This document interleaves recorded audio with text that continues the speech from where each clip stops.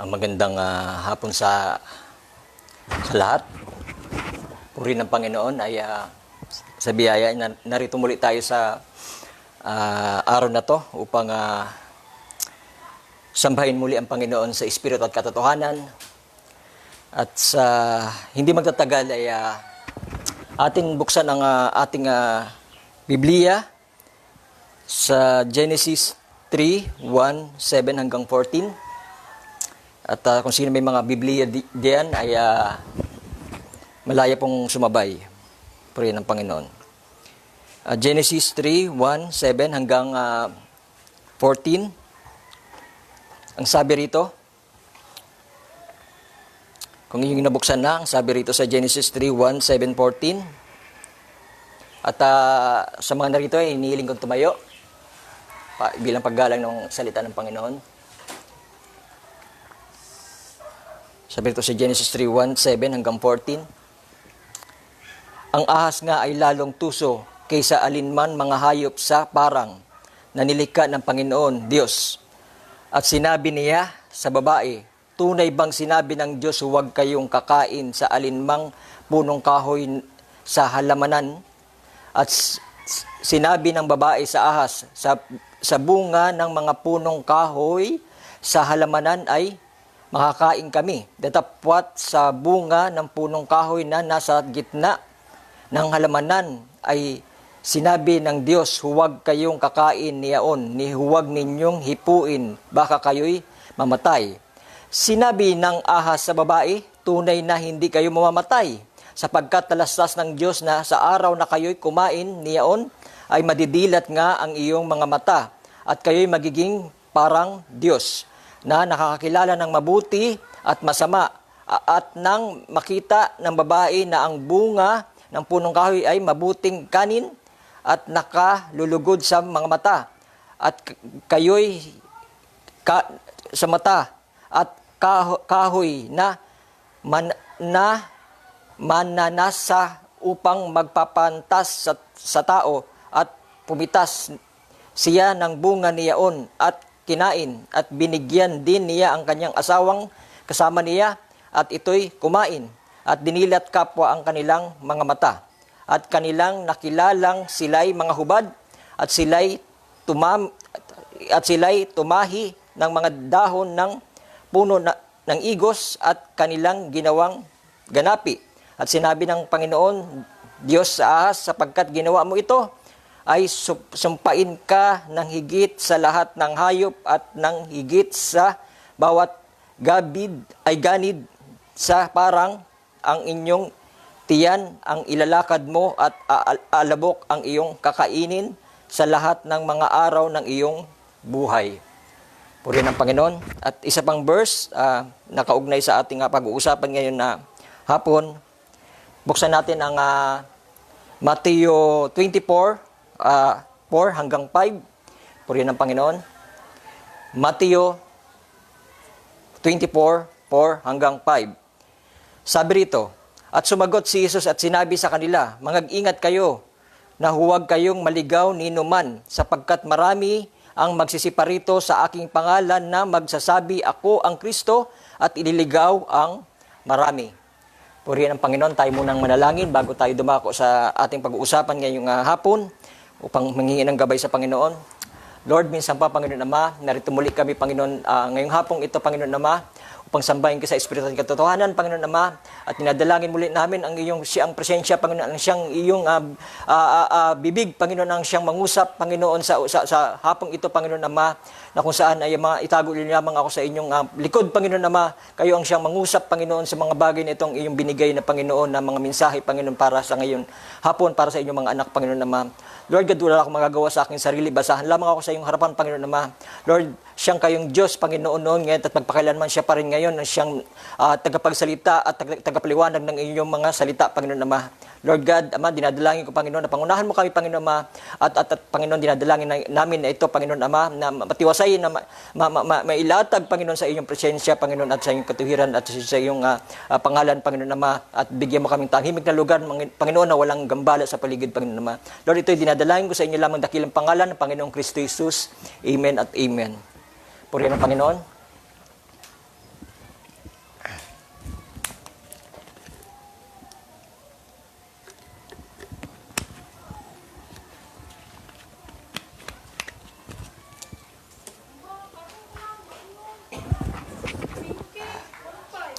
Purihin ng Panginoon. Sa ating ngayong hapon ay ang ating pag-uusapan sa hapong ito na pinamagatang ang mga mandaraya sa huling araw. Ito ang binigay ng Panginoon para sa ating pag-usapan ngayong hapon. Ang pamagat, ulitin ko, ang mga mandaraya sa huling araw. No? At ito'y binigay sa akin ng Panginoon sa aking puso. At ito'y napapanahon at ito'y alam natin na kung saan ay bago bumalik ang Panginoon, na kung saan ay naglalapa na ang katusuhan ng kaaway. Na kung saan ay hinula na at ating napangaral na ng Panginoon sa atin dito sa iglesyang ito, sa atin at ang trigo, ang paghiwalay ng mga trigo, ang paghiwalay ng trigo sa mga pansirang damo. No? At anong uri klase nilang paghiwalay na kung saan ay ang mabuti ay magpapakabuti pa, ang masama ay magpapakasama pa, no?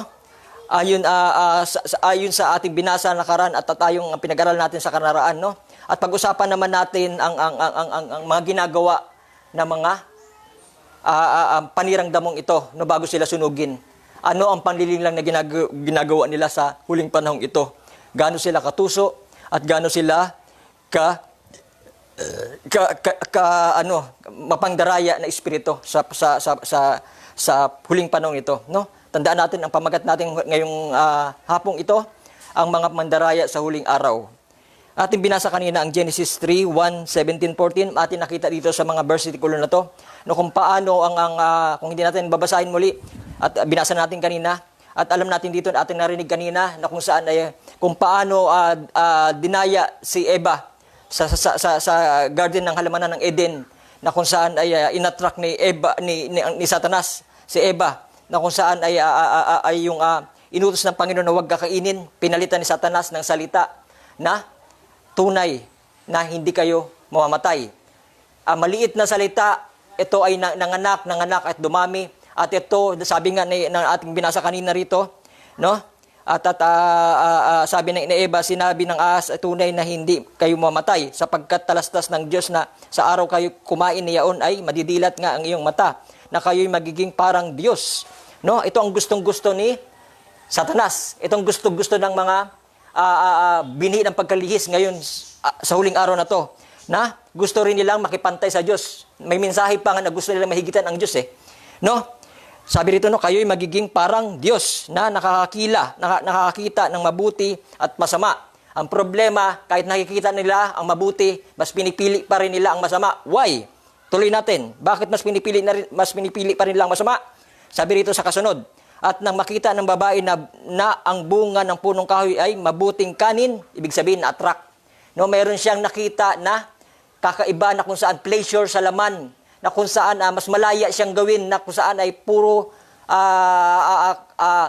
sarap o kasaganaan o layaw. Ibig sabihin, kung saan kasabihan pa nga kung saan ang kasalanan, kung ano para sabi pa nga, kung ano yung masarap, yung pa yung kasalanan. Kung ano yung kasalanan, yung pang masarap. No? At sabi rito, kung ano yung sabi rito, mabuting kanin at nakakalugod sa mga mata. No? At kahoy na mamana sa upang magpapantas sa tao at pumitas siya ng bunga niyaon at kinain niya. Sino ibig sabihin? Pinakinggan niya ang salita, no?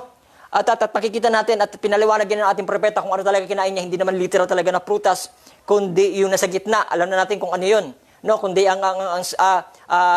kung paano nagpaparami ang tao ngayon sa pamamagitan ng ganun, imbis na salita lamang, ang ginawa ng serpente, ang ginawa nangyari kila Eva, ang parusa sila ay mga anak sila ng may kahirapan, magpaparami ang tao sa pamamagitan ng ganun paraan. Alam natin kung ano yun, no? At dahil doon, nahulog sila sa salita rin. May dating salita ang Panginoon, nakatuwiran ng Panginoon na original, bago pa sila mahulog, no?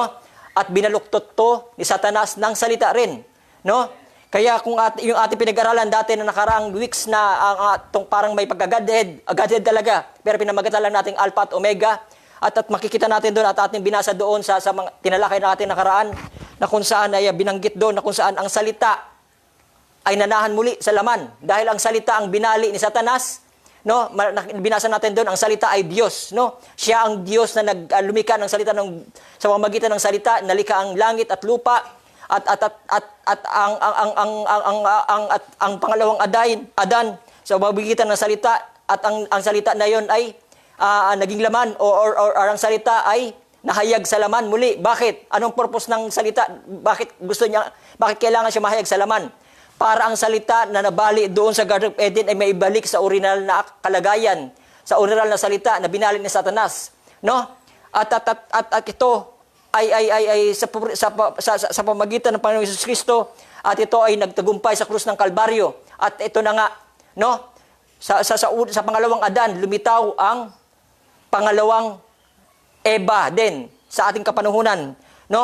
Kung saan ay lumabas tayo sa kanyang tagiliran, no? Tinusok ang kanyang taligiran, lumabas ang tubig, dugo, at tinusok tumagos sa puso, no? At lumabas ang nobya sa tagiliran, no? At ito na nga tayo ngayon, no? Nasa pamamagitan din ng salita na ating narinig, no? Tayo'y pinili na bago pa maitarag ng saliputan, no? Sa sanlibutan, no? Nag-connect tayo dun sa salita, binigkas ang salita.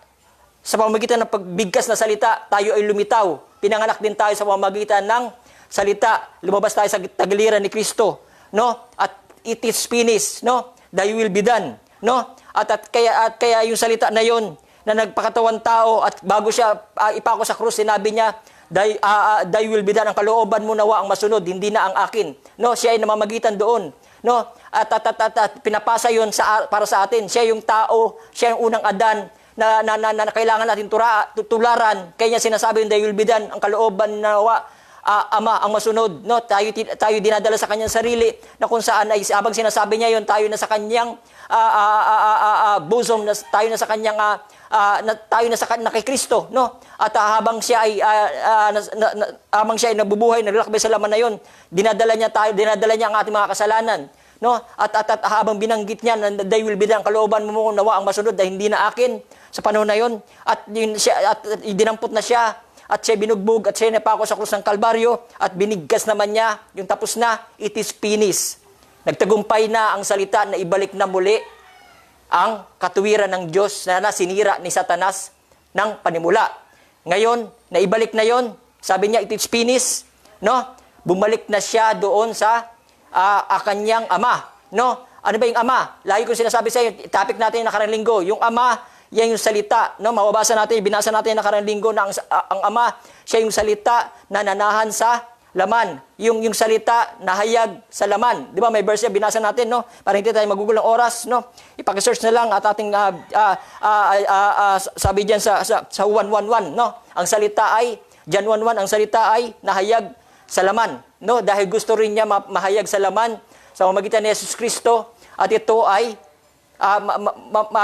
maipasa niya sa atin, no? Ang salita na yon, no? Dahil ang gusto ng Panginoon maibalik muli ang Eva na dadaya doon, at ito na nga tayo ngayon, ang bagong Eva ni Kristo, back to the Garden of Eden restored, no? Ngayon spiritually, pero sa millennium ay magiging ang tanda ay susunod, magiging literal, no? Purihin ang Panginoon. At sa pamamagitan ng mga bagay na yan natupad. Kaya ang ginagawa ng dyablo ngayon, ano? Nagtatangka siya uling sirain, no?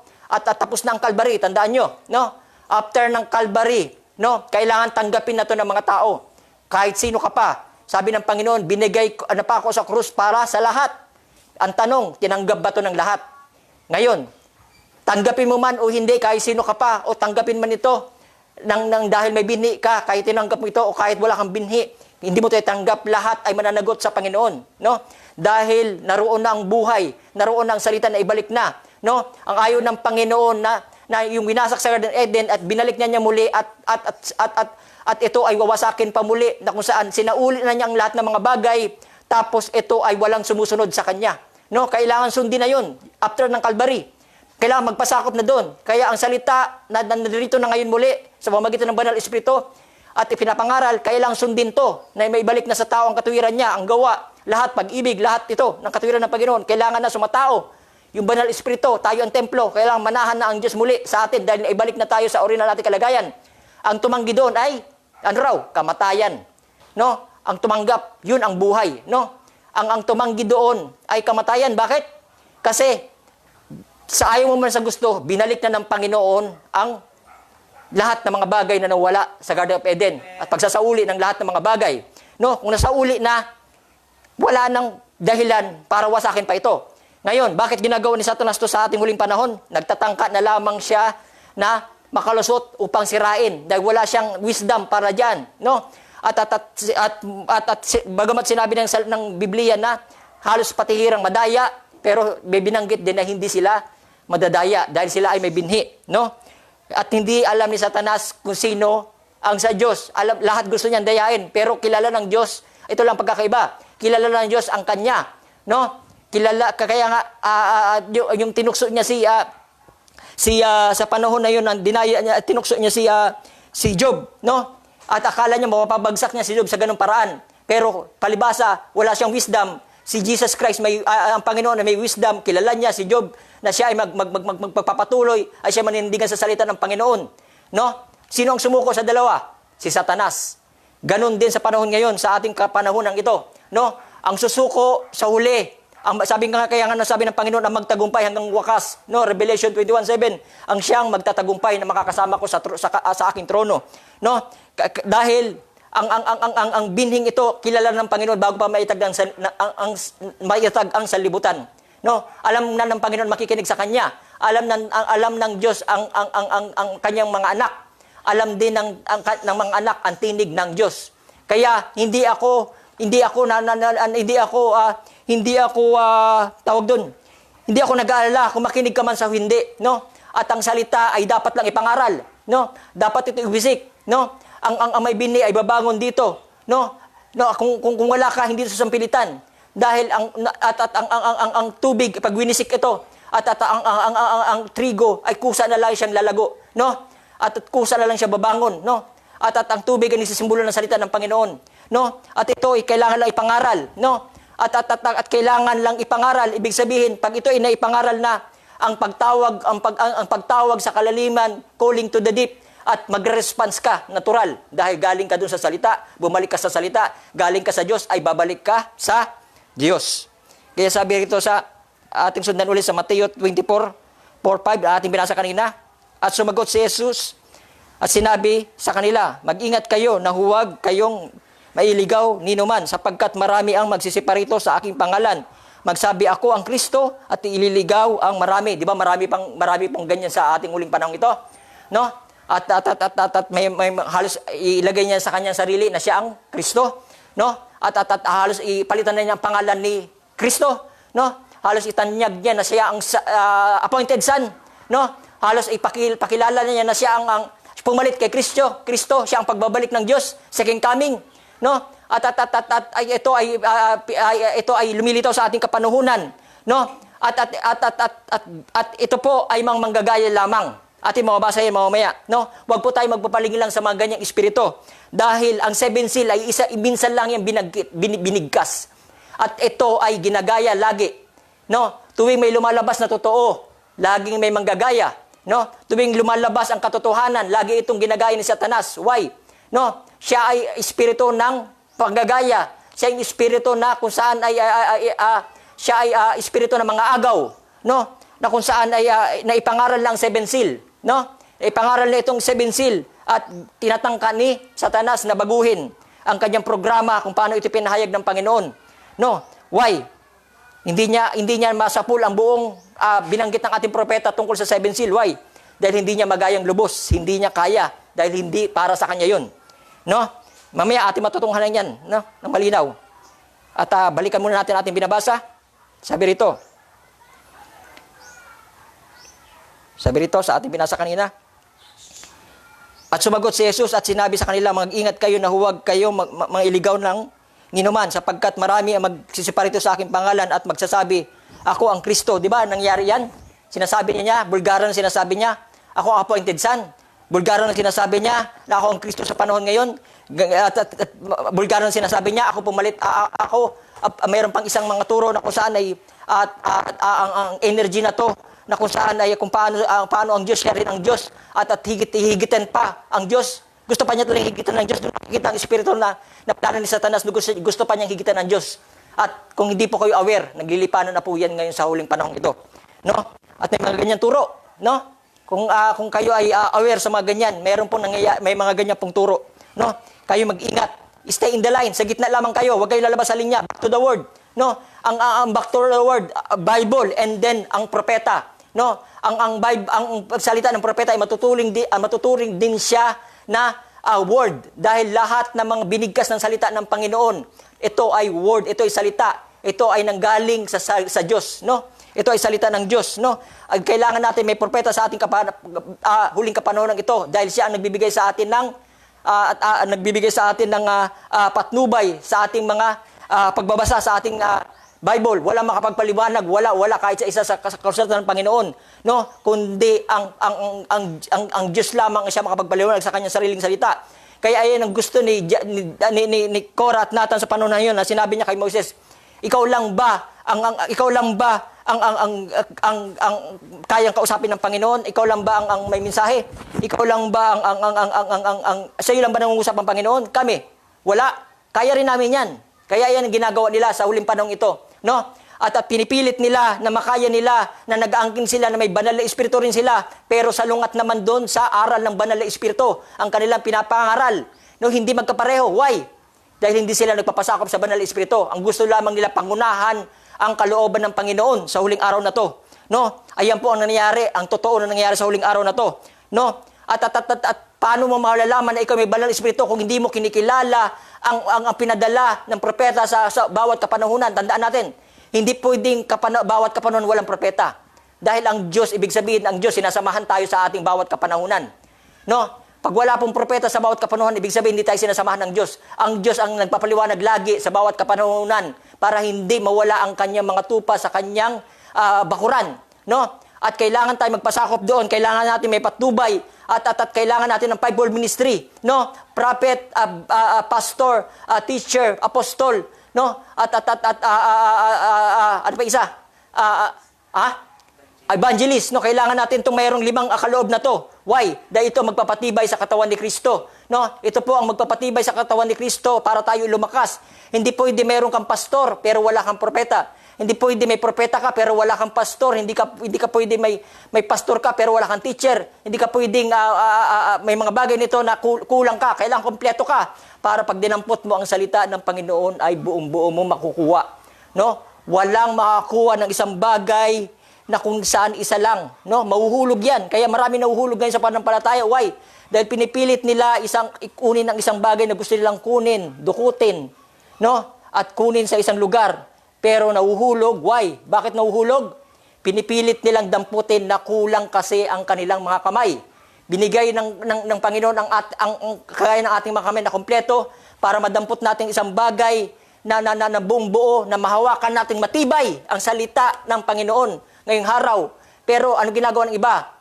Pinipilay nila ang katawan ni Kristo. Pinipilit nilang abutin ang mga bagay na hindi nila kaya. Kaya ang nangyayari, nahuhulog sila, nahuhulog ang salita nila, naiiba ang salita nila doon sa original na salita. Why? Amen. Dahil hindi sila nagpapasakop doon sa fivefold ministry. Amen. Hallelujah. Kaya sabi pa rito sa Colossians 2:8, sabi rito, kayo'y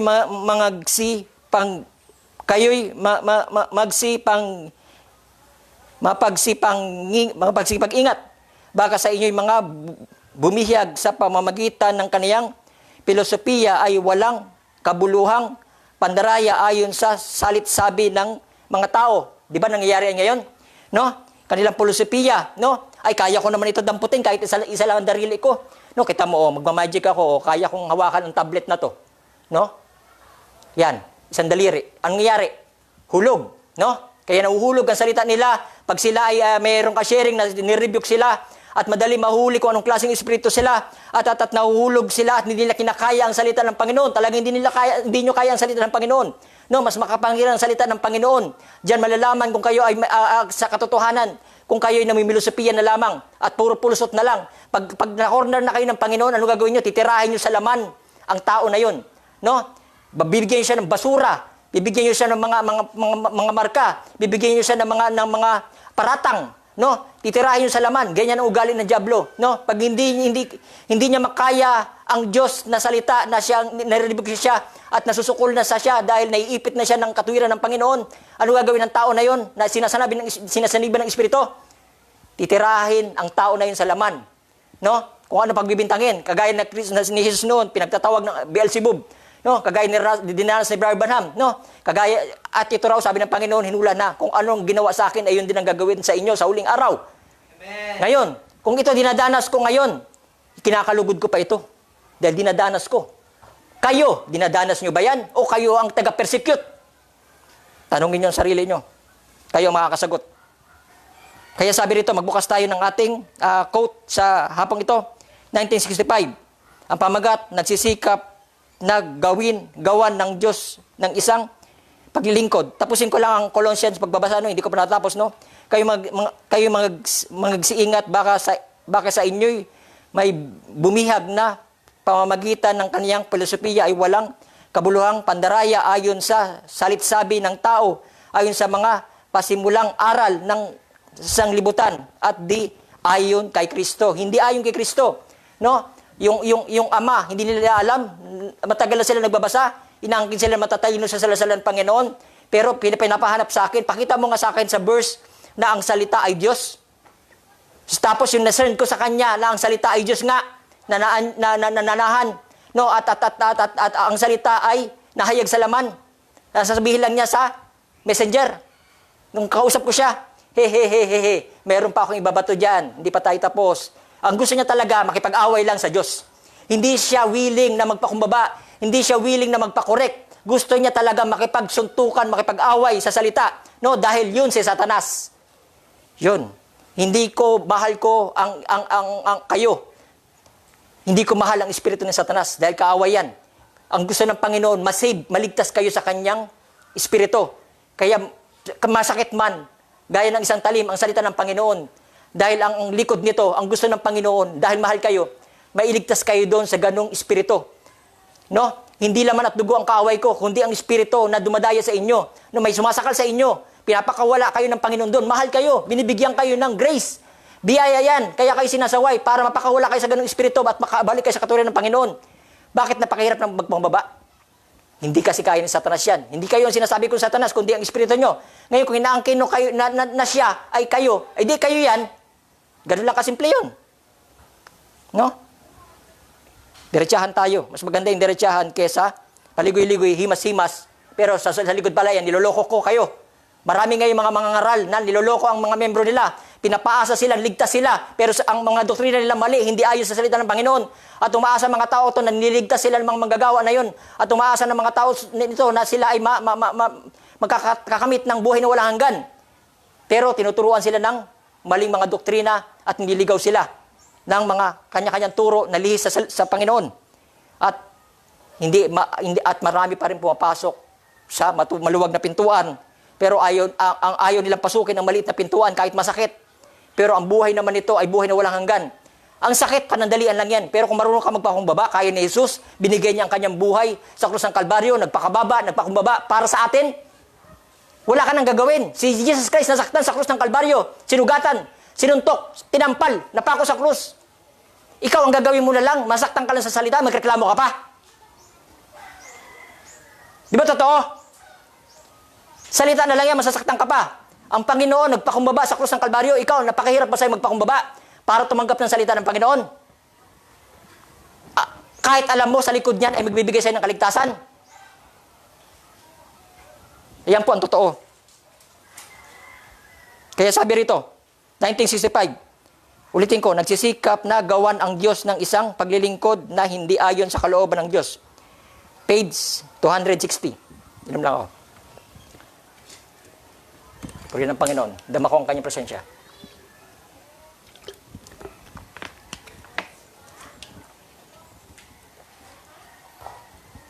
Simple lang gagawin mo, mananampalataya ka lang. Simple lang gagawin mo, magpakumbaba ka lang.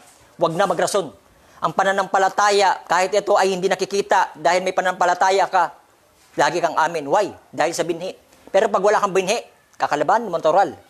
Pero, Nandito ang kaloob ng Panginoon Fivefold Ministry. Sila ang binigyan mga sundalo ng Panginoon para tibasin ang mga espiritu na yan. Kaya kung nakikita nyo may mga matatapang na mga manggagawa ngayon, pinadala ng Panginoon yan para sawatain kayo mga espiritu na mga manilinlang. Ayan po ang vision at pangaginip ng Panginoon binigay sa akin at tinestimony ko sa inyo rito. Na bago ako tawagin ng Panginoon at na hindi ko pa masyadong kinilala dahil akala ko ay ganun-ganun lang yun. Pero totoo pala, sa isang pangaginip na binigyan ako espada ng Panginoon na magpagamit ako sa likod nun. Itawid ko ang mga tao na may minangkaharang. Mga bulaan pala, mga manggagawa yun, mga bulaan propeta at ano pa. Ilusot ko ang mga tao doon, uhaw sila sa salad ng Panginoon, kailangan ko maitawid sila. At daladala kong espada na yun, sabi ng Panginoon, paano ko kakayanin, napakarami sila. Sabi ng Panginoon, sa liwanag na yun na hindi ko nakikita, liwanag lang. Sasamahan kita, huwag ka mag-alala. Nasa sayo ako. Ayun po, kaya bakit nandito ang tagapagtanggol ng salita ng Panginoon ngayon? Sino ako? Hindi ako. Wala akong kabuluhan, basahan lamang ako sa Panginoon. No? Kailangan ko lang magpasakop itong laman na to. No?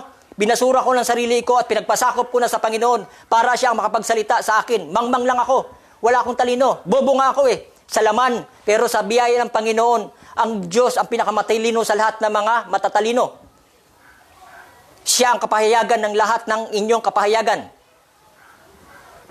Kaya sabi rito sa 260, may mga huwad tayo mga manggagaya na naglilitawan. Hindi pa nangyayari yan? May mga huwad tayo, mga manggagaya na naglilitawan. Ano ang gagawin niyan? Upang mandaya, sinabi ng Bible na gagawin nga nila. Kung paano nung nagsilaban si Jambres at Janes kay Moises, ay gayon din naman ang mga ito sa huling araw na ito. Kita nyo? Ginagawa nila ang gayon ding bagay. Dumarating na ginagaya ni ito ng sadyang tumpak. No? Minsan tumpak. No? At magagamit pa yan ng mga beryan. Beryan to, malaya kayo rito. No? Open-minded tayo. No? Open-minded tayo at open-minded kami para sa lahat. At welcome kayo sa amin. No? Brad, pumunta ka sa amin. Welcome ka, bukas ang pinto para sa amin. No? At dumalo ka sa amin, bukas ang pinto, welcome lahat, beryan kami. No? No? At kami ay open para sa lahat at handa kami makinig para sa lahat. Pero ano gagawin nyo? Tusok kayo. Kilala ng Panginoon Espiritu nyo. Pag nandoon na, gagapusin nyo sa inyong mga maling doktrina at gusto nyo pala, kayo lang ang papakinggan. Hindi nyo gusto makinig sa ibang aral. Ang gusto nyo lang, kayo lang pakinggan. Why? Kailan ba nakinig si Satanas? Ulitin ko, hindi ko kayong kalabang ko. Hindi laman at dugo, kundi ang Espiritu na dumadaya sa inyo. Ibig sabihin, dumadaya, hindi kayo yun. Kaya nga, binibabayaan kayo ng Panginoon para makawala dyan. Pero ano ginagawa nyo? Yumayakap pa kayo. Niyayakap kayo ng Panginoon. Mahal kayo ng Panginoon. Niyayakap kayo sa pag-ibig niya. No? Parang isang anak na kung saan anak, pinapalo niya sa puwit, nasaktan mo ito, umalis ka na dyan, akin kay. Dito ka na. Pinapalo niya para kumawala. Ang bata, kumakapit pa rin. Ayoko, hayaan mo lang ako rito kasi malaya ako rito. Lahat ng gusto kong gawin, nagagawa ko rito. Di ba yung ginagawa nyo? Gaya ni Eva, na ating binasa kanina. Nagkaroon siya ng may nakita siya din isang bagay na kung saan magiging malaya siya, na malasa sa kanya, masarap sa mga bagay na yun at malaya siya sa laman, na layaw ng laman. Dito, butas ng karayom. Hindi nyo na nakita ang likod nito? Grabe kayo. Buhay na walang hanggan ang binibigay sa inyo ng Panginoon. Tinatalikuran nyo. Ang sarap dito sa mundo na to, pansamantala lamang, lahat ay kukupas. Pero ang buhay na walang hanggan ay walang katiting ang buhay natin dito. Magkaroon ka man ng 200 years, walang katumbas na buhay na walang hanggang binibigay sa iyo doon sa likod na yun. Pero inaayawan mo dahil sa mga bagay na pangsamantala. Makinig ka sa salita ng Panginoon. Isuko mo ang iyong sarili. Pagkakataong ito. Huli na, malapit ng panahon. Bakit lahat binitawan na? Nagpakilala ng Panginoon sa Alpha at Omega kung sino siya. At binigkas na rin niya ang salita na paghiwalay ng trigo. At pinangaral niya ng pag-agaw. At ngayon, hinahayag na niya ang masasamang ito. Minsaheng ito, hinahayag na niya ang pandaraya ng dyablo. Ito kaya binigay ng Panginoon to. Why? Para bigyan kayo ng babala. Kung kayo ang pinili niyo yun. Pagdating ng Judgment Day, wala kayong masasabi ng Panginoon dahil kayo mismo nag-decide sa sarili niya piliin ng masama kaysa sa mabuti. Ito ay biyaya. Kung tatanggapin yung biyaya, ito ay paghatol sa mga hindi tumatalima sa salita ng Diyos. Siyempre ng Panginoon. Dama ko ang kanyang presensya, pasensya na kayo. May mga huwad tayong mga gagaya na nagsisilitawan. Ano ang gagawin niya upang mandaya? Sinabi nga ng Bible na gagawin nga nila kung paanong nagsilaban si Jambres at Janes kay Moises, ay gayon din naman ang mga ito sa huling araw na ito. Kita nyo, ginagawa nila ang ganyan ding bagay. Dumarating sa ginagaya nito ng sadyang tumpak. No? Minsan tumpak pa. No? Minsan kay Kibuloy, maraming nalilinlang. Pero doon siya nahuli sa Seven Seal. Doon siya nahuli sa Plan of Redemption na kung saan ang mga hinirang, no? Hindi hinirang. Pag sinabing mga hinirang, pag after kay Jesus Christ, siya ang unang halimbawa. After kay Jesus Christ, lumabas ang mga hinirang sa kanyang tadyang. Bigkas sila ng salita, gigising na yan. Hindi na kailangan ng isa pang unang halimbawa para magising ang marami. No? Sinungaling ka. Ang mananugumpay ay mananugumpay na sa Kalbaryo pa lang. Kailangan lang bigkasin ng salita at ito ay babangon na ang kanyang binhi. Nasa uli na. Kaya ang hindi nakikinig, yun, hindi bumabangon. Ang nakikinig ngayon sa pagkakataon, lalo na itong pagkakataon na ito, Jesus Christ, the same yesterday, today, nagsasalita ang Panginoon muli ngayon. Babangon ng babangon yan dahil may binhi yan. Kahit gaano pa kasakit ang salita. Pero ito ay masarap sa kanila. Mapait man, pumapasok, pero ito ay masarap sa kanila. Mapait sa dila, pero pag pumasok, masustansya. No? Anong gagawin? Darating ng ginagaya nito at sadyang tumpak. Kita nyo? Pero hindi lahat tumpak, no? Kita nyo, maging maingat, bantayan ang aral ng Biblia. No? Bantayan ang mensaheng sumusunod sa mga tanda. Na yan, no? Tanda, no? May dapat mensahe susunod ang tanda. Pero ang si Satanas, mamaya ating mababasa yan, ang kaya lang niyang gawin para makalilang siya, marami siyang gagawin na tanda, pero wala siyang mensahe.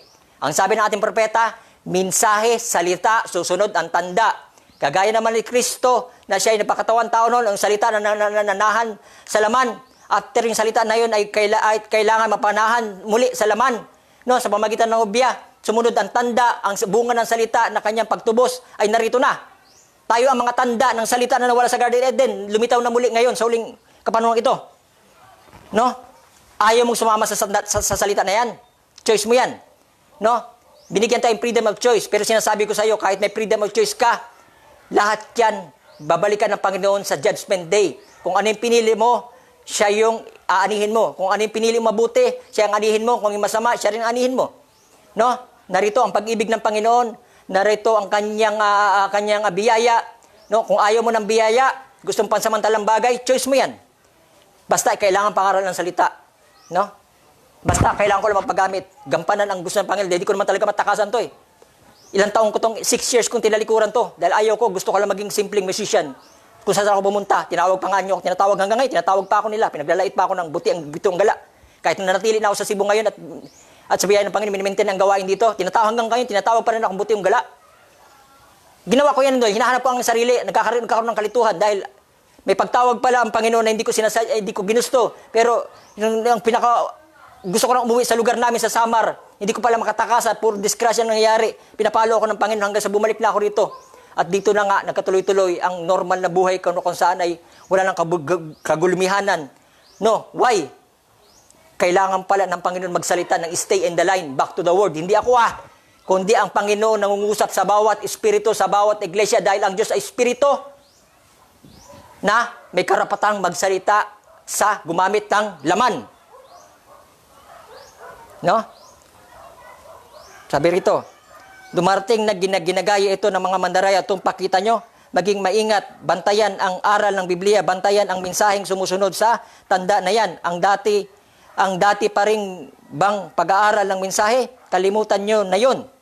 No? Yung mga lumang mensahe, no? Binabalik. Nag-aangking kayo nakapasok sa end-time message, pero binabalik nyo ang mga tao sa denomination. Matapos palayain ng ating propeta, ng Diyos na nasa propeta, pinalaya na tayo sa denomination, no? At ngayon pumasok ang denomination sa end time message, no? At tandaan nyo, si Korah at Nathan kasamang nakatawid sa pulang dagat. Remember? Ano ginawa nila? Hindi ibig sabihin na bayaran ka ng ko sa Kalbaryo, hindi ka lamang gugulo rito. No? Nagkukunwa-kunwari ang kalampala, sabi ng ating propeta. No? Kunya-kunyari ang kalampala na tinanggap mo ang dugo ng Panginoon sa Kristo, pero kung kailangan na dahil meron kang at tusok ang kaaway, dahil poses ka ng kaaway, dahil alam ng diablo, konti na ng oras niya, at alam na ng diablong ito na malapit na magpag-agaw. Tandaan nyo, malapit ng pag-agaw. Thus saith the Lord, malapit ng pag-agaw. Kung paano sa panahon nila Moises, sila Korah at Nathan, ay kung kailang malapit na ang lupang pangako, doon sila ng gulo at ng daya. Hindi ba yan ginagawa nyo rin sa huling panahon ito? Kung kailang malapit na ang pag-agaw, doon pa kayo magsisilabasan, mga kanya-kanya mga tuso, mga doktrina. Stay in the line, back to the word. That saith the Lord.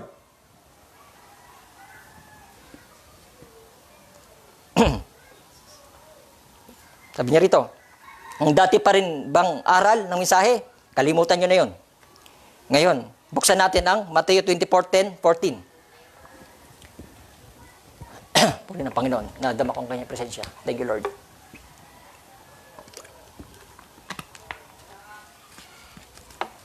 Thank you, Lord. Mateo 24:10-14. At sabi niya rito, Mateo 24:10-14. At kung magkagayoy, maraming mga titisod at mga kakanuluhan sa isa't isa. Di ba? Nag-aangking kayo mga Kristiyano, pinagkakanuluhan yung isa, bawat isa. Nag-aangking kayo tamang doktrina, pero sinisiraan niyo ako. Nag-aangking kayo na tama kayo na sa katotohanan, pero puro kayo bato sa akin ng mababahong mga salita na tungkol sa mga buhay ko na nakaraan. Kahit halong kapit yung mga buhay ko nakaraan, masama man yan o mabuti man yan, tapos na yun sa Panginoon. At ang tinitingnan ng Panginoon, yung ngayon. Bakit? Perpekto ka?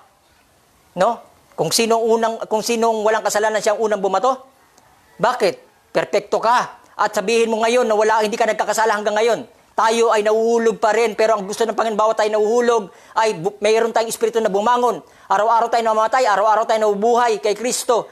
Ang gusto ng Panginoon, na huwag mong hayaan na manatili ang kasalanan na yan sa iyo araw-araw. Gusto ng Panginoon na bawat bagbagsak mo, paglaban mo, bumangon ka uli. Glory to glory, glory to glory, hanggang makarating ka sa kaluwalhatian ng hustong gulang ng Panginoon.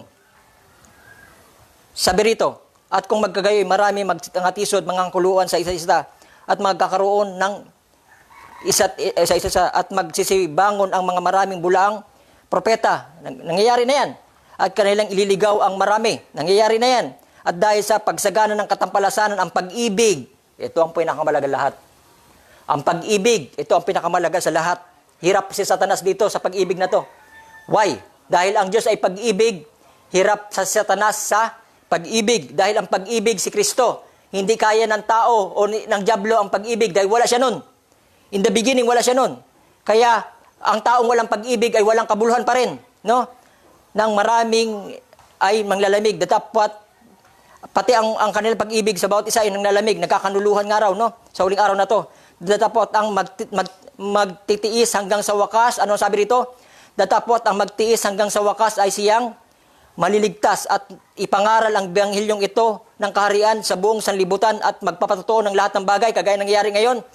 Nagsasalita pa rin ang Panginoon, biyaya pa to. Nagpapatotoo ang Panginoon, nagsasalita pa, nagmimensahe pa. Ipangaral ang buong sa sanlibutan at pagpapatotoo ng lahat ng sa mga bansa. At kung magkagayoy, darating ang wakas. Huwag nyo na hantayin dumating ang wakas dahil wala na doon pagsisisi. Tandaan nyo, yung mayaman at saka si Lazarus, gusto niya magsisi ang mayaman, pero huli na, nasa impyerno na siya. At si Lazarus na puro galis, na pati aso, dinidilaan siya, ang kanyang mga sugat. Nasaan siya ngayon? Nasa kanlungan ni Abraham, nasa piling ng Panginoon. No? Wala na pong pagsisisi sa impyerno. Ang pagsisi, ngayon.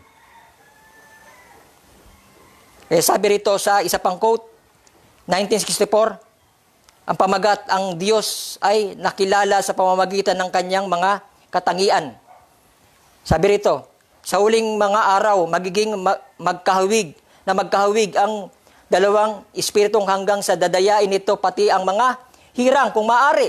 Ibig sabihin, pag magsinabing kung maaari, hindi madadaya, hindi maaari, dahil may mga binhi yan. Maaari magkakaroon lang sa kanila konting mga confusion paminsan-minsan. Pero sa likod pala niyan, lumilipad yan na mataas. Minamasdan niya, pagkain ko ba to, sariwa ko ba to? No? At hindi yan final. Kaya nga tinawag na wise virgin eh. Ang mga bride, ang mga nobya eh. Kasi bagamat minsan para siyang nadadala doon sa pangdarayang espiritu na yon, pero pinag-aaralan niya kung talagang sariwa ba talaga yon. At mabubuking pa rin yan sa huli. At yun na nga, ano ang sabi rito? No? Kung maaari, pero hindi yun maaari. No? Sabi rito, hirang maaari. Page 99. Ngayon, iyan para lamang tumitingin sa kanang kamay at sa kaliwang kamay. Kapwa sila may mga hinlalaki, mga daliri, mga hukbo, mga hinlaliit, gitnang daliri at iba pa. Hintuturo, magkakaibang lahat ng mga daliri. Sila ang mga parehong tatak ng hinlalaki. Kaya lamang ang isang nakabaling sa isang panig at ang isa ay sa kabila. Kapwa iisang tatak, iisa ang pagkakagawa. Ang mga tatak na hinlalaki, lahat ay magkakatulad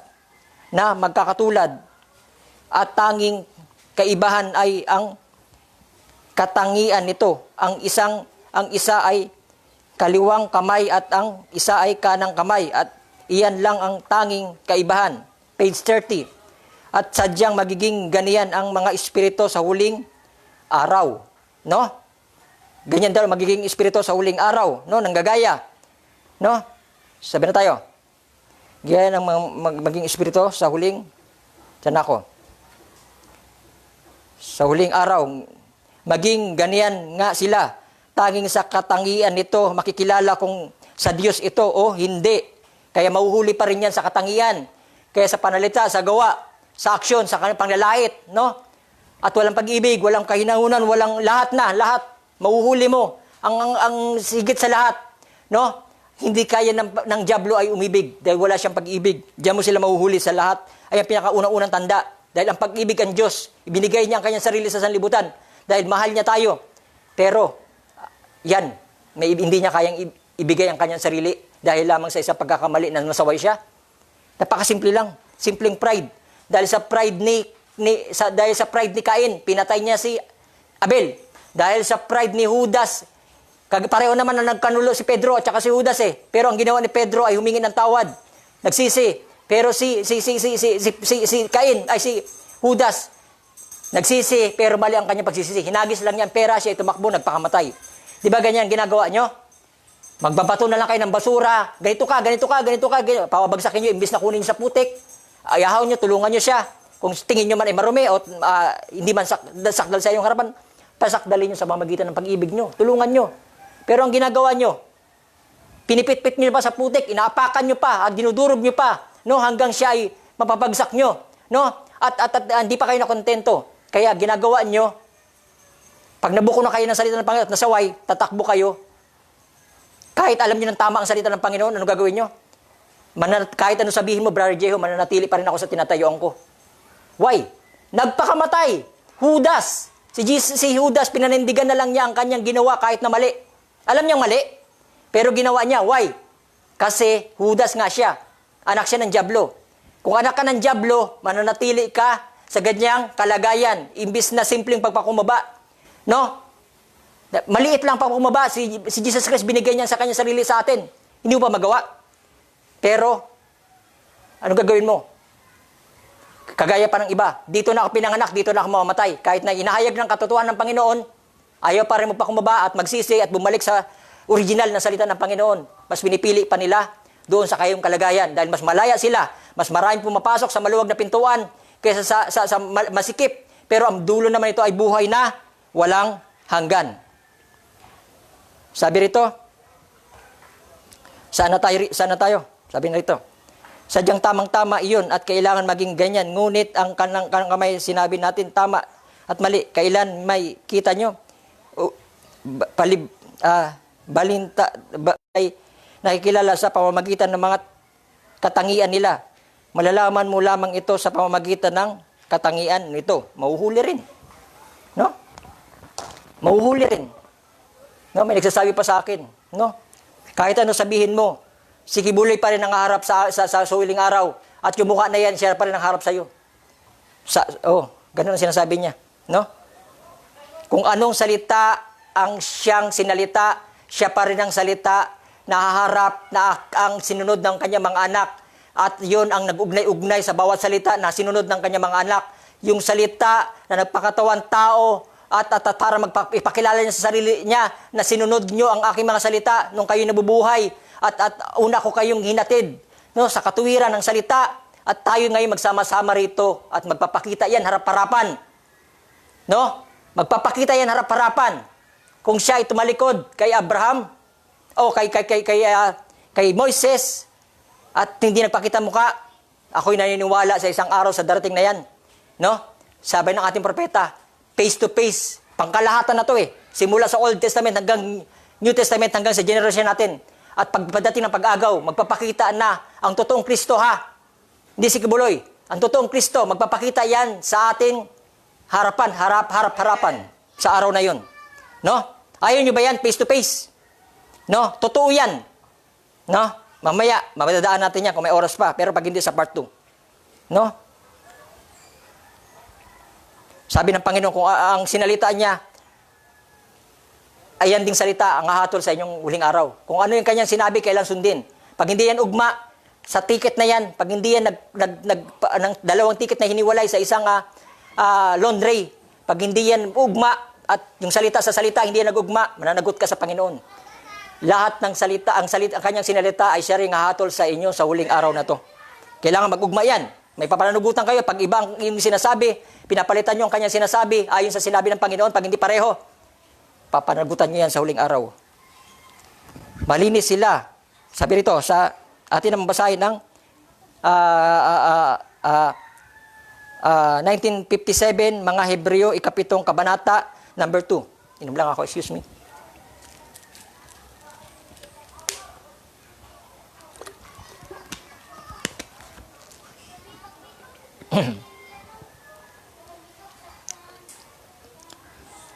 Sabi rito, page 318. Malinis sila, may mabuting asal, no? Di ba mahilig kayo manuro? Ito na. Makinig kayo, di ba mahilig kayo mangbato ng masasama? Na ganito ako, ganito sila, ganito yun, ganito yun. No? Hindi yan karapat-dapat. No? Makinig kayo ha. Hindi karapat-dapat. Salamat sa hindi karapat-dapat sa tao. Pero salamat sa Diyos. Ang hindi karapat-dapat sa tao ay naging ginawang karapat-dapat ng Diyos. Makinig. Malinis sila, may mabuting asal, at matuwid sa sarili nila. Subalit sila'y mga di mananampalataya. Yan. Dito tayo magkakabangga. Mabuti kayo, masama ako. Pero hinatid sa inyo ang salita ng Panginoon, ng totoong doktrina ng Panginoon na hindi, walang dagdag, walang bawas, at sinasakto ang inyong pagkain para sa kapanuhunan na pinadala ng ating propeta. Ano ginagawa nyo? Imbis manampalataya kayo, ayaw nyo manampalataya. Sino ang higit na masama? Ako o kayo? Ayon sa salita ng Panginoon. No? Hindi basihan ang gawa. Dahil sa mga gawa, diyan niligtas at napalitan ng bagong gawa.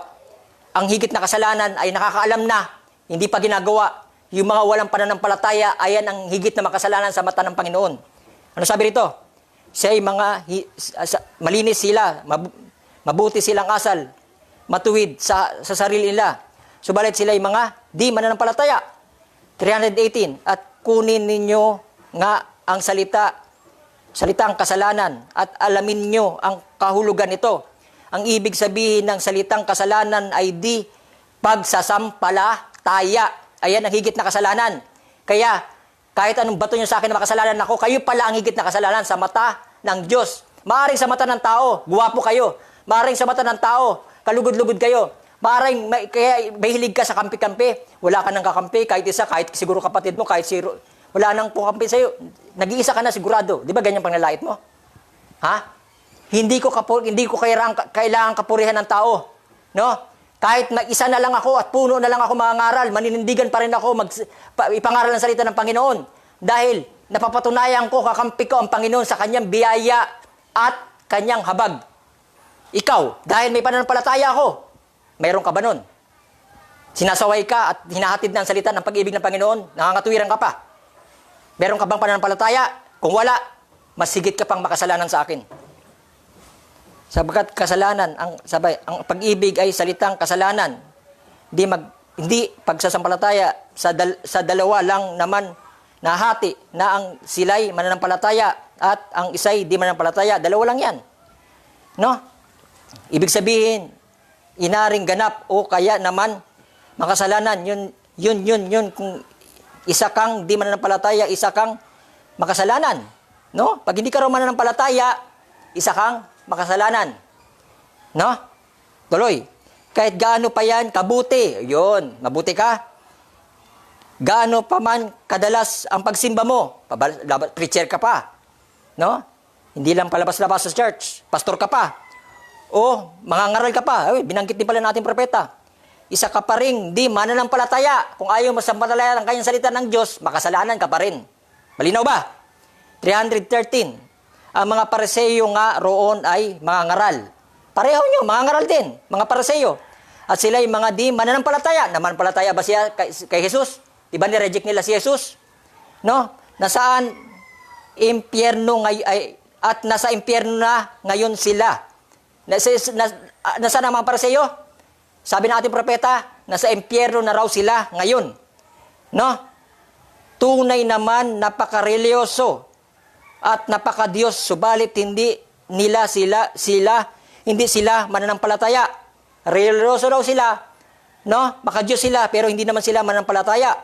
At tinawag pa si Kristo siyang isang diablo. No? Di ba ganyan ginagawa nyo? No? Isang diablo at pinapabulaanan ang kanyang salita.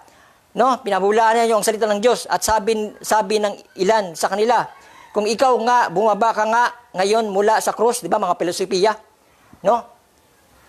Kagaya ng panahon ni Noah, pinagtatawanan. Wala naman tubig eh. Paano kami sasakay sa arka na yan? Pinagtatawanan. Sige nga, kung talagang totoo yung arka na yan, pakita mo nga kung saan ang tubig dito, mga filosofiya. No? At ganun ginagawa sa panahon ni Jesus Christ. Sige nga, kung anak ka ng Diyos, bumaba ka nga rito. Kaya ng Diyos gawin yun. Pero dahil siya mapapagumaba, kayo mapagmataas, hindi niya ginawa. Mas pinili niya maging masunurin hanggang sa krus ng Kalbaryo, hanggang siya mamatay. At kasama tayo na buhay ngayon. No? Ayan ang dahilan, kaya nangungusap pa rin siya today. Dahil buhay pa siya. Buhay na buhay. Kung ikaw bumaba, sabi niya, at sabi ng ilan sa kanila, kung ikaw nga, bumaba ka nga ngayon mula sa krus, magpamalas ka ng mga himala, no? Mga filosofiya, mga mapag-insulto. Ganyan ang ginagawa nitong mga to. Gusto naming makita na ginagawa mo yan. Gusto nila manuya, nasasayaan sila manuya, no? Ayan ang espiritu nila, pag sila'y nanunuya, nakakaraos sila. Parang addict sila dyan sa mga ganyang panunuya. Kumbaga para silang nalilipasan ng kaligayahan sa panunuya na yan. May umampas sa kanya, sa ulo, sa kahoy. Ang sabi, hulaan mo ako, mga sinasabi mo amin kung sino yung humampas sa iyo, kung propeta ka nga, at paniwalaan ka namin, sino ang humampas sa iyo. Nakita nyo ba? Mga di mananampalataya, sila'y nagkukuha lamang ng mga mananampalataya, subalit sila ay nagkukunwari lamang mananampalataya, subalit sila ay mga di mananampalataya, di nabago. No, kayo pala ang totoong hindi nabago eh. Huwag nyo nang dudungisan ang binago ng Panginoon kahit gaano pa yung kapulang kasalanan yan. Dahil hindi ka ang naglinis, hindi ka ang napalo sa krus ng Kalbaryo, si Kristo ang napako para sa akin. Huwag nyo nang dudungisan ang linis pa. Kaya sa mata ng Panginoon, dahil wala kayong mananampalataya, kayo ang pinakamurumi sa tingin niya. Hiwalay, bagamat sila'y mga banal at makadiyos. Diba? Hindi sapat yan. Marami nagsasabi rito, 21, Mateo, no? Marami nagsasabi sa akin, Panginoon, Panginoon, no? Pero, hindi lahat ay papasok sa kaharian ng langit, kundi ang mga tumutupad lamang sa kanyang kalooban. 220, hayan nga't ganyan na ganyan ang mga umiiral sa panahon ngayon. Napakaseryoso ng mga ng mga kalalakihan sa kababaihan na nagsisidalo sa simbahan at napakabanal pa at hindi nagsisinungaling. No? Hindi nagsisinungaling. Hindi nangnakaw. At sila'y nagsisikap na maipamuhay nila ang relihiyon nila abot sa kanilang makakaya lamang. No? Kaya ang pagsisikap sa laman para maging matuwid ka, sa'yo pa lang yan. First stage mo. ang final na stage, yung born again ka, na kung saan ang salita o si Kristo mismo ang nanahan sa'yo, pinatay ka na sa old nature mo, o wala ka nang, pinatay ka na, yung totoong ikaw. Kung di si Kristo na, bakit tinawag na si Kristo na nabubuhay sa'yo? Siya na mismo ang nabubuhay sa'yo, ang katuwiran niya, kaya bakit siya lang nakikita? Hindi na ikaw yun, kundi si Kristo na. Ang banal na espiritu na sumalaman muli sa pamagitan ng nobya, many-membered body. At hindi nagsisinungaling, nagnanakaw at sila'y nagsisikap na mapamuhay nila ang reliyon. Nila abot sa kanilang makakaya, subalit maliban na isa silang manampalataya, sila'y mapapahamak pa rin. Malinaw ba? Hayat ngat. Ito mo yung jablo.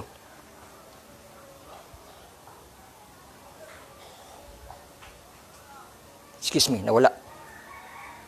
Galit ang kaaway. Dahil bubuko siya.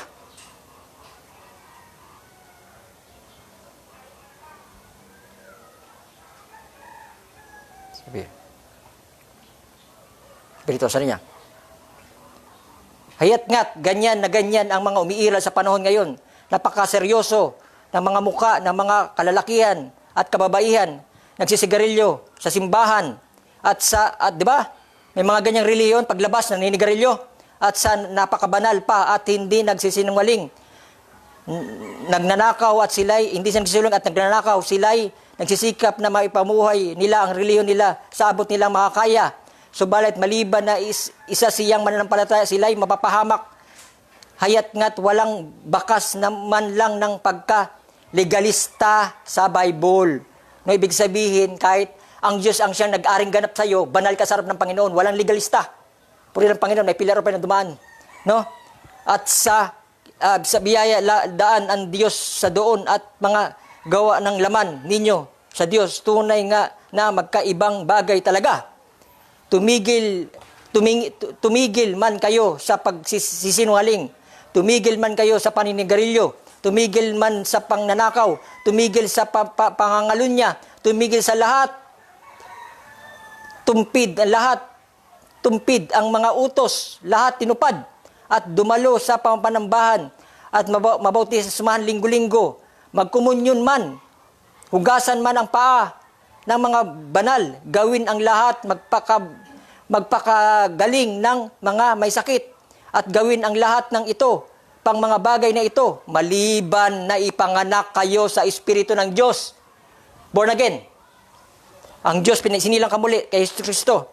Hindi sa tumatakbo, hindi sa Diyos na, kundi sa Diyos na aawa.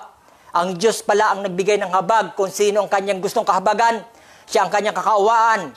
No? Alam niya ang kanyang kaawaan. Gaano ba ito kapulang kasalanan? Gaano man ito sa inyong mga bintang? Gaano man siya kapulang kasalanan sa inyong mga mata? Minsan maliit, pinapalaki niyo pa. O sabihin natin, gaano kasalanan yan? Saksak niyo lahat ng kasamaan sa akin. Gaano pa kapula? Wala kayong magagawa. Kung anak ka ng Diyos ay pinili, hindi siyang ako. Hindi ko to gusto. Pero sa biyaya ng Panginoon, purihin ng Panginoon kung Diyos sa biyaya niya. Isa ako in the 1 in a million na pinili ng Panginoon. Kayo ba isa dyan? Pag hindi kayo maka-amen, mangyari ang inyong sinasabi, that saith the Lord, kung isa kayo doon, purihin ng Panginoon. Tumigil man kayo yan, no? Tapos na tayo dyan. Isa pang quote, bago tayo magtapos, siguro lagyan pa na ito ng mga part. Nagdidilim na. At gusto pa ng Panginoon. Hanggat kaya pa. Sabi rito, sa exposition ng 7 church age, 5 the Pergamian church age. Minsahe natin propeta pa rin, no? Sabi rito, ngunit ano ba ang meron tayo dito sa ating araw? Ang karamihan ay kumikilos ayon sa tanda. Diba? Mahilig sila sa tanda, no? Si Kibuloy, napatigil niya yung ABS-CBN, walang traffic sa EDSA, o ano pa yung mga ano nila dati, no? Maaring mga tanda magpakita para makapangdaya. Kaya nila mga tanda. Tandaan nyo. Bakit nila nagagawa yan? Balik tayo kay Moises sa ahas na 2. Naglabas si Moises ng ahas. At naglabas din si Paraon ng ahas. No? Ano nangyari? Parehong may ahas. Pareho silang may tanda. Kaya lang yung isa may salita na may kapangyarihan.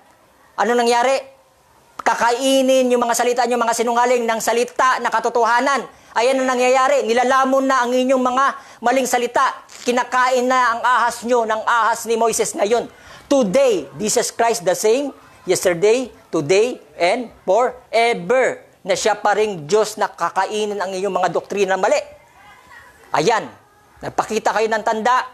Magpapakita din ang tanda, ng tunay na tanda ang Panginoon kumpara sa inyong mga tanda. No? Kaya tatanda na lang kayo. Hindi pa kayo nagsisisi. Magsisi na kayo. Repent. Bumalik sa totoong salita ng Panginoon. That saith the Lord. Ngunit ano ba ang mayroon sila? Dito sa atin araw, ang karamihan ay kumikilos ayon sa tanda hanggang sa magkaroon na tayo ng henerasyon na mapaghanap ng tanda. Yan. Pag nakakita ko ng tanda ay natapatigil, di ba? Sige buloy, lagi tinutuya dahil puro akala nila tapos yung marami ng tanda pinakita kung ano nung nangyari, no? At nangyari naman sa mga tanda, nangyari ngayon, nanahimik ang mga nanunuya sa kanya, no? Wala bang natira, hindi naman ako nanunuya sa kanya. Pero pinapakita ko lang, hindi ko na kailangan gawin yun dahil hindi ko trabaho yun. Trabaho lang sa taas yun. Kailangan ko lang iligtas ang mga anak Diyos, hindi para galawin pa siya o galawin pa ninuman. Ang kailangan, ang concern ng Panginoon, ang kanyang binhi. Kayo ang concern ng Panginoon. Makinig, kayo mga binhi ng Panginoon, bangon. Kayo ang concern ng Panginoon. Dahil ang mga binhi na mga pagkalihis, natural na yan sa kanila. Pero kayo, mga dinadaya lamang, balik, back to the word, stay in the line. Come on! Sabi rito, ang karamihan, sabi rito, sa totoong galaw ng Espiritu Diyos, sabi rito, na tayo, sabi ako, totoong galaw ng Espiritu, ayon sa kung makakita sila ng dugo, langis at apoy, sila ay masaya na. Hindi na mahalaga kung ano ang mayroon salita. Hindi na mahalaga ang salita kung totoo ba o hindi. Basta makakita silang tanda, sapat na sa kanila. No? Kanilang susuportahan kahit anong tanda, basta may tanda. Kahit wala sa kasulatan. Ngunit ang Diyos ay nagbabala na sa atin tungkol diyan. Siya nagsabi sa Mateo 24 na nitong mga huling araw ang mga dalawang espiritu sa huling sobrang magkadikit na ang nobya naman ang makapagsasabi ng kaibahan ng dalawa dahil sila lamang ang hindi mandaraya. No? Sila ang makapagsabi. Kaya ito rin ang sinasabi ng Panginoon. Ang anak ng Diyos lang makapagsabi ng totoong salita ng Panginoon at ipapahayag kahit ang Godhead na ang Diyos kaya nahayag sa laman dahil ang salita na yon, ang salita na nahayag sa laman dahil gusto rin ng salita manumbalik sa sinira sa Garden of Eden ni Satanas. Ayan ang purpose niya kung bakit siya nagtubo sa krus para ang salita na yan mapanauli sa anak ng Diyos back to the Garden of Eden. Yan ang plan of redemption. Kayo pinag-aawayan nyo yung anak, ama, hindi na kayo makawala dyan. Pero hindi nyo makilala kung sino kayo sa ama at anak na yan. Kailangan nyo malaman ang direksyon nyo kung ano kabahagi nyo dyan. Kailangan makita nyo ano ang bahagi nyo sa Panginoon. Pag hindi nyo nakikita ang sarili nyo sa Bible, may problema kayo. Kailangan nyo makita kung sino kayo. Kaya yan nangyayari. No? Hindi nyo alam, dinadaya na kayo sinasakyan na kayo ng kaaway, hindi nyo pa rin alam. Kaaway na pala yun. Tama ba? Hindi ko alam kakayanin ko pa to. Siguro sa part 2 na, pero isang quote na lang. No? Sabi niya rito, 141, ang pamagat, yung siyaring kaluwalhatian, Shikaina na yung ay narito mismo ngayon, gabing ito, ang siyaring kahapon, ngayon at magpakilanman, kumakatawan sa isang di nakikitang Diyos. Ayun ang pamagat. Haba no? At yun, nandoon daw sa panahon nila, siya pa rin Diyos. Siya pa rin Diyos ang ngayon. No, dahil ang Diyos noon, ngayon, today, at magpakailanman, siya pa rin ang hahatol sa inyo. Basahin natin kung abutin pa natin, nagdidilim na. No? Bueno, sino man pagpapaimbabaw ay kaya nilang gawin yan. Kita nyo, sino man manggagaya, mandaraya ay kayang gayahin. Yun. Pero ang tanging paraan na makikita nyo si Jesus ay nasa pamamagitan nga ng kanyang mismong mga gawa. At yun, ganong klaseng lalaki ay hayat sinusubukan lang niyang manggaya na siya raw si Jesus. Sinusubukan niya, no? At nakikita niya nagtatagumpay siya, lumalaki ang ulo niya, no? 'Di ba? At si Jesus na may di makikita sa ganong katawan hanggang na makita natin ang mismong pagparito niya. Magsilitaw ang mga bulaang propet Kristo sa huling araw. Ang sabi niya at magpapakita rin ng mga dakilang kababalaghan. Di ba nangyari yan? No? At mayroong gumaganap niya sa pangkalahatan at mayroon din namang gagaya dito sa loob. No? Laging pag nandiyan si Moises, laging may Korah at Natan. Pag nakatawid sa Red Sea, no? At sa panahon ni Jesus Christ, may Jesus, may Judas. Sa panahon natin, sa panahon ni Moises, may Korah at Datan. Sa panahon natin, nandiyan pa rin ang Espiritu na yan. Bride, at makunwaring pananampalataya. Sapagkat gaya ng kidlat na kumikidlat sa silangan at nakita ang liwanag ng hanggang kanluran, gayon din naman ang pagpaparito ng anak ng tao. Pero paano nga natin nalalaman na siya kasama-kasama natin sa anumang anyo, hindi nga sa pamamagitan ng intelektual na mga kaisipan na wala namang patunayan doon sa kanilang buhay mismo. Hindi nga sa pagsasabi lang ng ako'y sumasampalataya. Hindi nga ganun. Kinakailangan na may bagay na mangyayari sa iyo na ang Espiritu Santo mismo sa pamamagitan ng karanasan. Napakahalaga ng karanasan Kristo. Kailangan maranasan mo individually na hindi ka nakaapak sa pantalon ng iyong tatay. Palibasa member ng iyong tatay sa isang iglesia, ligtas ka na, hindi ganun. Kailangan magkaroon ka ng karanasan kay Kristo mismo, ikaw at ikaw nga at ang Diyos na magpapatibay mismo sa Diyos. At kaya naman kung sinasabi mo na natanggap mo na ang Espiritu Santo, di mo naman hindi mo naman sinasampalatayan ang bawat salita na narito. May kung anong bagay nga na mali sa Espiritu na natanggap mo. Ang Espiritu Santo ang sumulat ng Biblia at di niya pwedeng sabihin, nagsinungaling ako rito. Di ganito ibig sabihin roon. Hindi siya yan. Siya'y sakdal. Pansinin kung paano siya nakakilala, kung ano siya. Kung sinabi ng Bible na sa mga taga Colossians 1:15, tayo ngay sumasamba at siya'y di nakikitang Diyos na Diyos na nakikita, sinampalatayan, nakikita na ha. Sinasampalatayan nyo ba yan? Ang Diyos na hindi nakikita at nakikita na, sinasampalatayan nyo ba yan? Sabi nyo, hindi nakikita. Nahayag sa laman. At ngayon, nahayag muli sa laman sa pamamagitan ng nobya. No? Sabi ng congregation, Amen. Kung ganoon ay itong tao na nagpupunta, halimbawa rito na may mga pilat at nagpapako at may tusok ng dugo at lahat na, di nga yun, napakapagpapakilala na siya ang Diyos, ang sinasamba niya ay isang Diyos na di nakikita. Siya ngay kung paano noon na di nakikita ay siya ngang di pa rin nakikita hanggang ipakilala niya ang kanyang sarili kay Jesus Kristo. Tama po yan, no? Napakilala, nahayag sa laman ang salita. Ngayon, ang di nakikitang Diyos na ito'y nagpakilala sa kanyang sarili na siya iyon. Kita nyo, kayo, no? Sa kanyang sarili na siya iyon, yung Ama. No? Titigas ng ulo nyo, kita nyo? Kayo ang kanyang templo, kayo ang inyong katawan at ang templo ng Espiritu Santo. Ngayon, now, Jesus Christ the same yesterday, now. Nandito siya ngayon. Hapong ito, yan ang sinabi sa kasulatan. Yung haliging apoy na nakita ni Moises ay di yun ang di nakikitang Diyos. Yung haliging apoy na kaluwalhatian, sikay na sa gisag ng mga di nakikitang Diyos ay nakita, Diyos ay nasa malapit.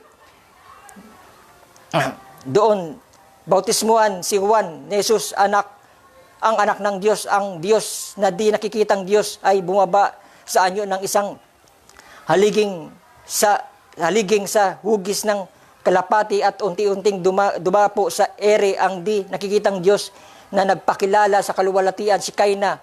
Ang siya ring di nakikitang Diyos ay ipinakilala sa sarili niya sa haliging apoy. Isang kaluwalhatian si Kaina noong ihandog nila ang templo noong panahong Solomon. Iyan ngay dumako at napunta ang haliging apoy ay dumako roon sa likod ng mga tabing. Doon sa dakong kabanal-banalan ng mga banal, ang kaluwalhatian si Kaina ay naroon ng pagkakakilanlan. Ngayon noon si Pablo ay nasa kanyang paglalakbay nandoon patungong Damasco, ang di nakikitang Hesus Kristo. Ito na ha, ang hindi nakikitang Hesus Kristo. Kaya ngayon, ang Ama at ang Anak ay iisa. Ang Diyos na hindi nakikita ay narinig ni Pablo, boses na lang. No? Dahil Espiritu na siya na gustong makapanahan kay Pablo. At ganun din sa atin. No? Si Jesus Kristo, the same yesterday, today and forever, na siyang gustong makapanahan sa tao. Di mo? Ang di nakikita ng Jesus Kristo. Di ba nakikita naman ni Pedro sa panahon nila, pagdating kay Pablo, hindi na nakikita. Why?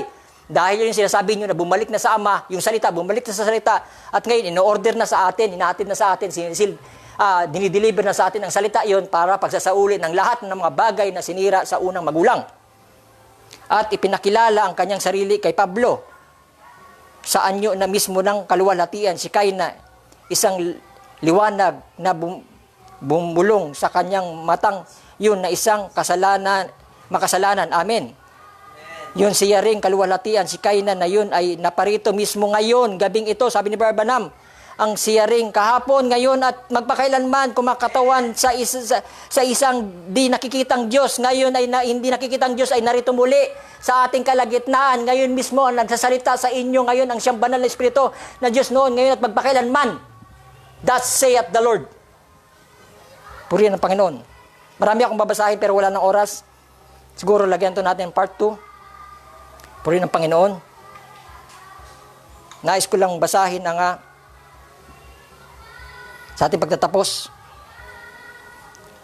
2 verse ko, 3 or isa lang, depende.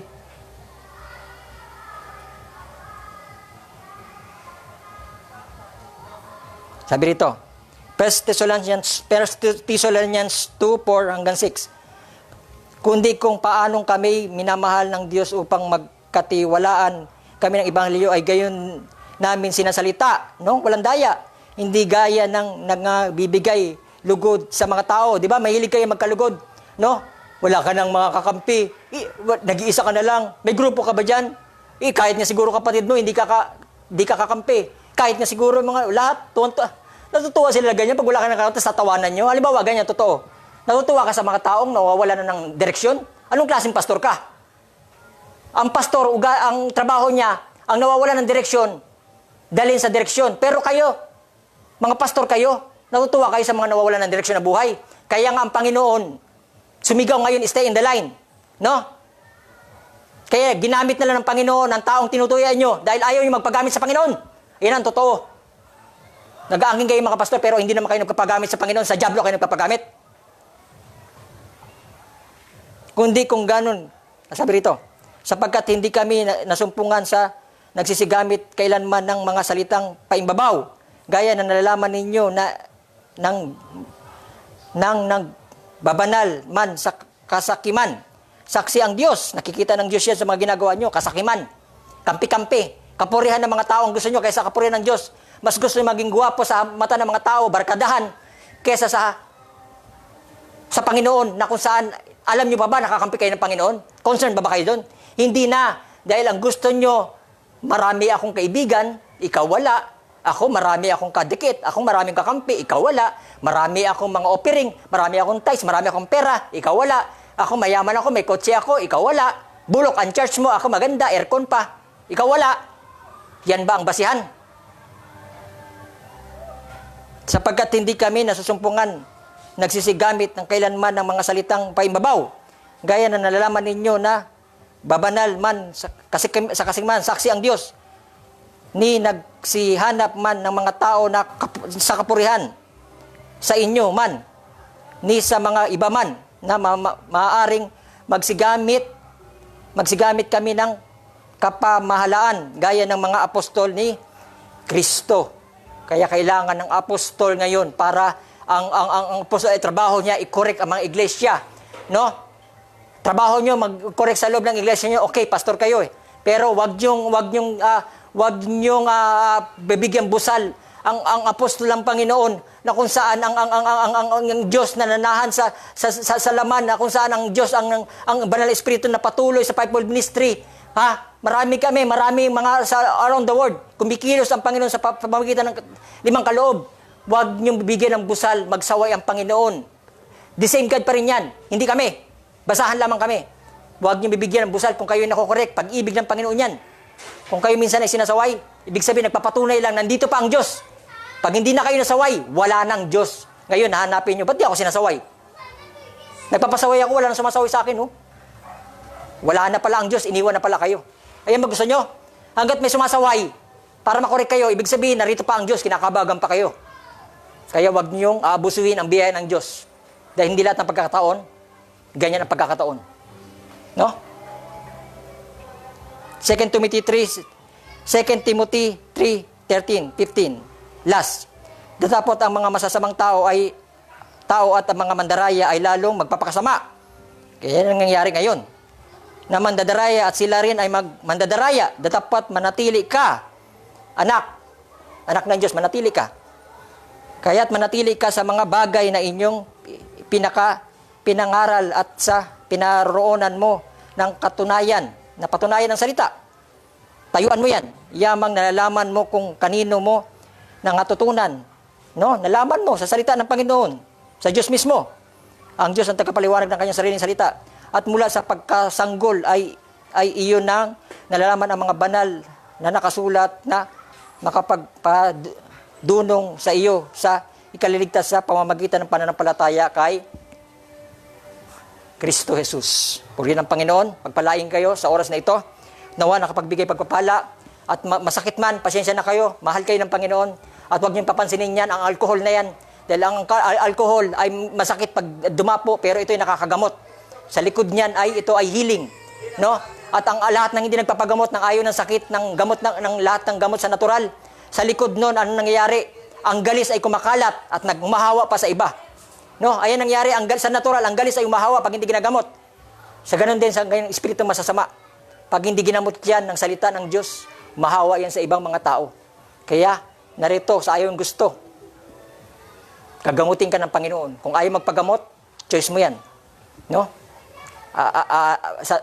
Mamahaw ka rin sa pagdating sa araw na yun, kaya ikaw susunugin. No? Ang mababango at malilinis ang katawan, siyang may gintong katawan sa Panginoong Kristo. Dahil nilinis ang kanilang katawan. No? Susunod ang tanda, nauna ang salita. Purihin ng Panginoon. Nandito na lamang.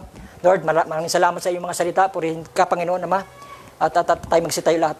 Purihin ka, Panginoon, Ama. At di mo kami iniwan, kayo ang nangusap. Kayo ang Diyos ngayon at pagpakailanman na siyang pa rin Diyos na ngayon na patuloy na siyang nagsasalita sa aming kaligitnaan, Panginoon Ama. Lord, dinadalangin ko patuloy kayo, Panginoon, maghatid ng mga salita na ayon sa panahon na kung saan ay para ang mga tao nyo ay makabalik sa inyong kalooban na kung saan ay mga inaagaw ng mga kaaway sa mga naglilipanan ng mga bulaang Kristo at mga bulaang pastor at mga mandarayang espiritu. Lord, kilala nyo ang inyong mga anak at kilala din ng tinig ng mga anak ang boses nyo, Panginoon Ama.